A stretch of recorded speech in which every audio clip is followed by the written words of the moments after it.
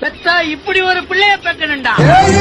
எதிர வந்த கண்ணு எமக்கதில்ல தமிழ பரம்பரைக்கு தன் மனமவாராரு